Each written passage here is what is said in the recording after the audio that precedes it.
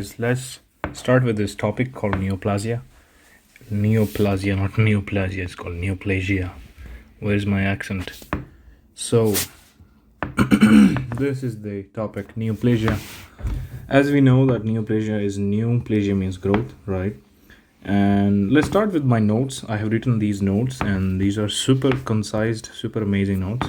So, we'll be talking about benign malignancy, mixed tumors, misnomers, tumor-like conditions, right? And I'll be covering this part in multiple videos, multiple videos. So what the hell is neoplasia? What the F is mutation? Well, this is a permanent alteration in DNA that is heritable. Heritable means your child can get it to the next progeny cells, right? So changes that can keep going on. The concept here is a little bit different in pre-molecular era, and after the discovery of molecule, we changed the definition of neoplasia. In the pre-molecular era, it was done by Mr. Willis. She was an English doctor, and he basically defined neoplasia as an abnormal mass of tissue. Okay, the simple term was abnormal mass of tissue. So any mass of tissue that he saw over the skin or inside was, according to him, neoplasia. Doesn't matter if it was inflammation, doesn't matter if it was benign, doesn't matter if it was malignant. So it can be any of them, but again, this whole thing was under Dr. Willis, right? So let's start by talking about the pre-molecular era so that we can build our concept to the modern era, right? Okay, so first is excessive growth to the tissue of the organ. He told, okay, if there was excessive growth, of course. Uncoordinated growth, it means dysplasia. I mean, uncoordination means you have these boundaries of growth, and then there is just uncoordinated growth. Cool. Persistent or progressive growth. So even if we remove the origin mechanism, right, the growth is still progressing. That's the concept, right? Persistent or progressing. Even if we remove the stimulus, basically no growth control. That's the concept here. The control, right? It won't stop growing. And this usually led to the growth here was autonomous, right? And in old era, we didn't know why, right? Because of course we still didn't know anything about molecules. We didn't know about these mechanisms, these genes, and these things. So we thought the growth in this tumor was autonomous. Now we know why the growth is autonomous in cancer. Okay, so if the mutation happened in any of these genes, which we are going to talk, it resulted in neoplasia. But thanks to something called as DNA repair genes that we have, the product of these things, they repaired the DNA gene, the damaged DNA. Okay, so we have these things called DNA repair genes. If they don't work, then the cell undergoes something called as apoptosis, right?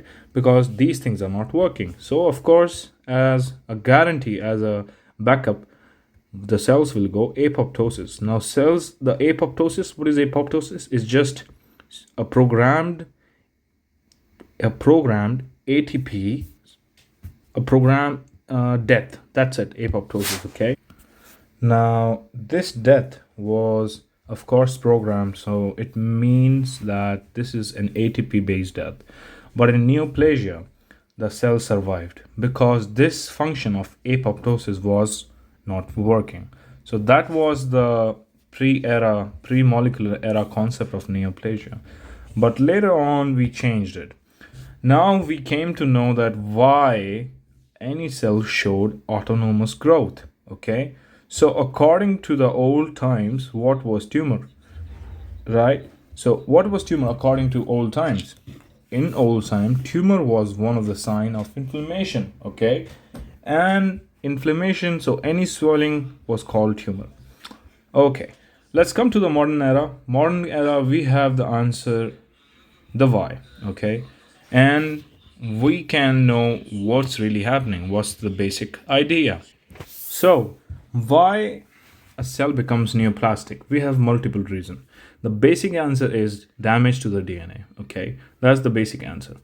So we have something called as proto-oncogenes. We have something called as tumor suppressing genes. Okay, proto-onco. Pro means before, proto means before, and onco means cancer, and genes means so the genes that can become oncotic. Oncotic means cancerous. So the genes that can become, cancerous, we have them. And if they are stimulated, well stimulated, they will proliferate. And once they proliferate enough, they will become something called as oncotic. Okay. So these are dangerous things. Other thing is the tumor suppressor genes. Now, these genes are responsible for suppressing the oncogenic property of a tumor. Okay, so they stop the proliferation. So their balance, the balance between tumor suppressor genes and proto-oncogenes, is the key in cancer. Okay, so I hope this concept is clear. Now, one question that arises from this conversation is that why do we even have these proto-oncogenes? I mean, cancer must develop when these proto-oncogenes mutate into oncogenes, right? Well, inherently, proto-oncogenes are not that bad. They are normal. They are essential gene, okay? We need them in a healthy cell. Now, the normal function of these proto-oncogenes for proteins is that they control the cell growth, okay? They control the differentiation, they control the repair. Now these proto-oncogenes are, I'll give you a little bit examples of them. For example, we have something called as RAS, we have something called as MYC ABL system, right? BCL2 system. Now these, the normal products of these genes is like mitochondrial protein, right? You need mitochondrial protein for the synthesis of a lot of things. And like we need these protein for apoptosis, so many things we need them, right? So without these proto-oncogenes, your body couldn't heal any wound. That's also true. So to grow any new tissue, we need these proto-oncogenes, okay? And to replace that old cell, okay?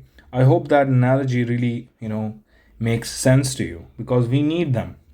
If we think about this through a evolutionary prospect, right? The evolutionary views, I think that cell division needs to happen, right? And these genes, they control the cell division, okay? So proto-oncogenes, they existed hundreds of millions of years before cancer has ever appeared. So cancer, in a way, is a misfiring of normal evolutionary useful machinery, useful proto-oncogenes, right? So it's not that God gave us oncogenes, right? It's just he or she or it gave us these growth genes, and cancer has happened, and they got corrupted, and now they are unregulated. So, in one line, proto oncogenes are just genes of life, right? Life cannot happen without them. So, I hope we understand this concept. Other thing is that we have something called as anti-apoptotic genes. Now, their product ensures that cell will survive, okay? And then we have pro-apoptotic genes, okay? The products ensure that cell commits apoptosis, and their balance is the key again. Pro-apoptotic, anti-apoptotic. So that's the another thing. So the disorder of cell growth due to secondary mutation, series of mutation, is neoplasia. Of course, in modern era, we know that.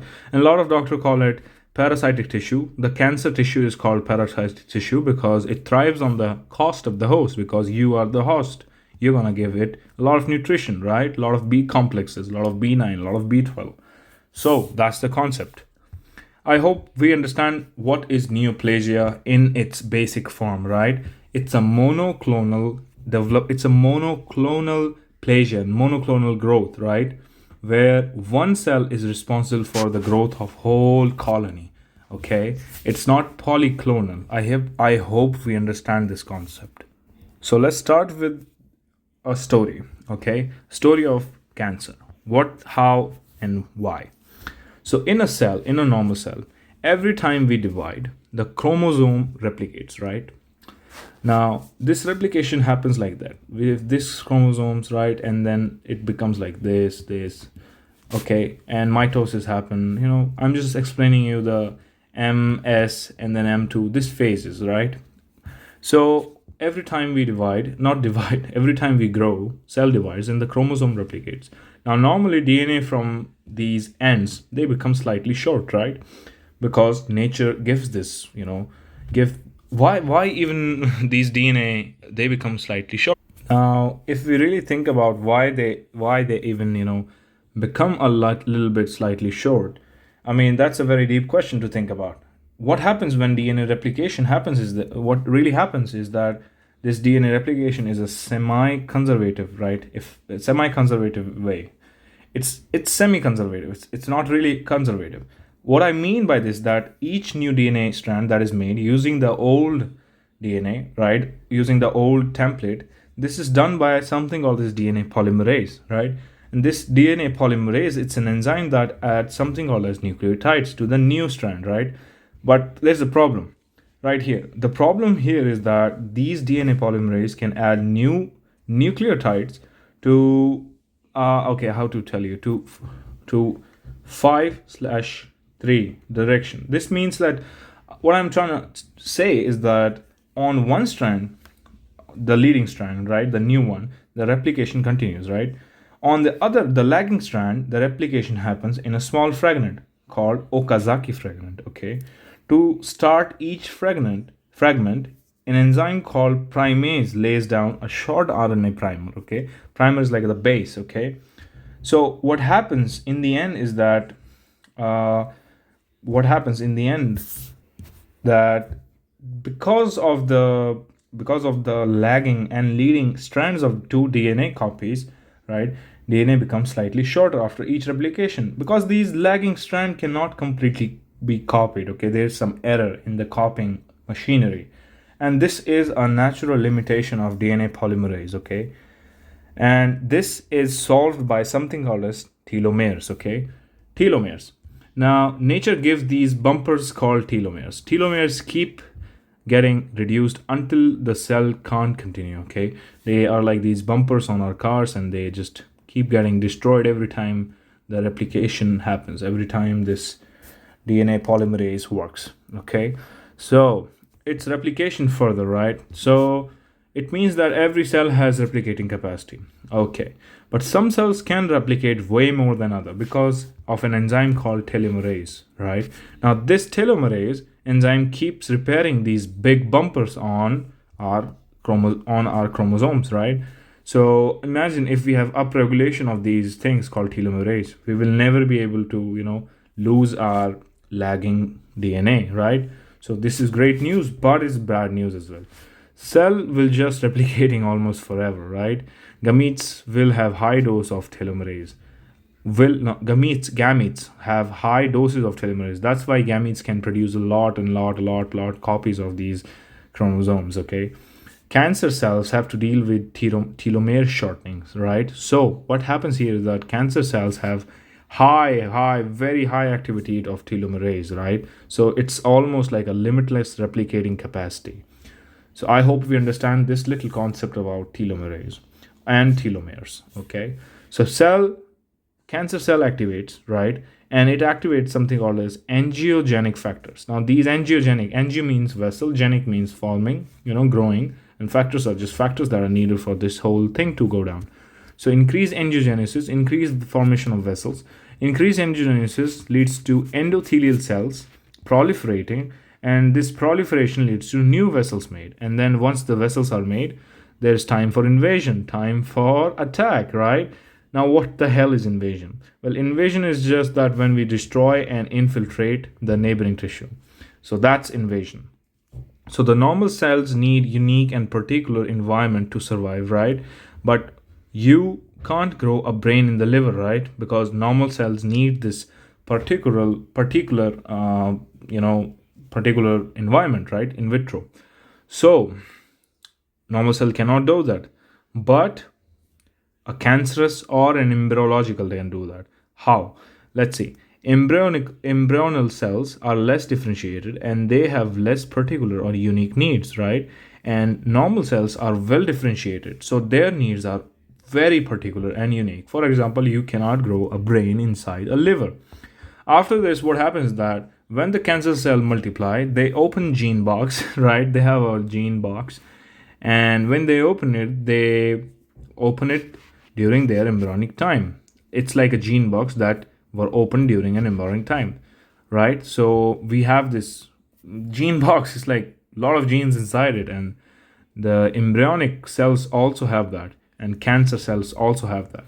Now what happens is that these cancer cells, they become like primitive cells, right? Almost like embryonic cells, and they become primitive cells similar to embryonic cells, right? Now this is danger as they don't have unique particular need, right? These cancer cells now don't have any particular need. They now can survive everywhere in the body, right? Just like embryonal cells. Now, what will happen next is that they will show metastasis, and they can now survive in any microenvironment. They can almost grow a brain in a liver. So, cancer cell must find a way to survive not by. Cancer cell must find a way to survive from the immune response of the body by all means now, right? Because they have this something called as gene box. They are amazing right now. They're gonna be, oh my gosh, what are we gonna do, right? They're gonna have a nice time. So that was the introduction to neoplasia, right?